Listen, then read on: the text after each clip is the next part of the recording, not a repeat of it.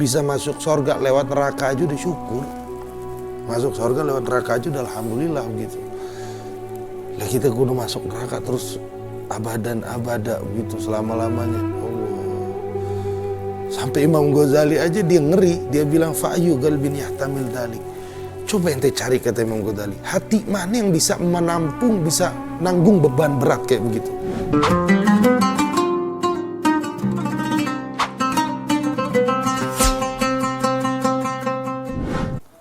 Thumma tammatul kubra, kemudian kesialan yang sangat besar, wal musibatul uzma, dan musibah yang sangat besar, hiyal khulud, abadi.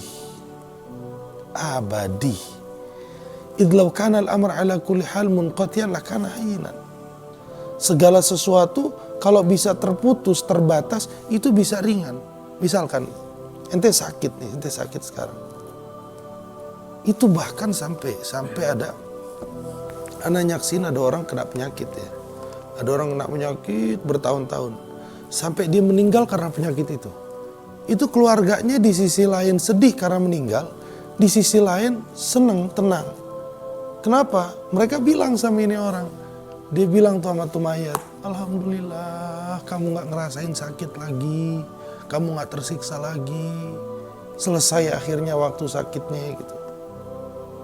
Segala sesuatu, rasa sakit, rasa hina, rasa capek, itu kalau terbatas enak. Ente sakit meriang, 2 hari sakit sembuh enak. Ente dihina sama orang, sehari 2 hari setelah itu udah selesai enak. Tapi kalau selama-lamanya gak ada yang enak ya akhi, gak ada yang enak. Walakin tapi asyan fi abadin bila akhir. Akan tapi surga neraka itu nanti khulud, abadi, terus. Wah, di dalam riwayat ziyadah. Di dalam riwayat kalau ente enak nih hari enaknya 1, besok 2, besok 2, lusa 3. Terus naik sampai kapan? Ilama la haddalah. Sampai waktu yang gak bisa ditentuin. Makin enak, makin enak, makin enak, makin enak, makin enak. Terus begitu terus, sampai kapan? Nggak bisa ente masukin di akal ente, terbatas sampai kapan nggak bisa. Ke-upgrade terus itu nikmatnya surga.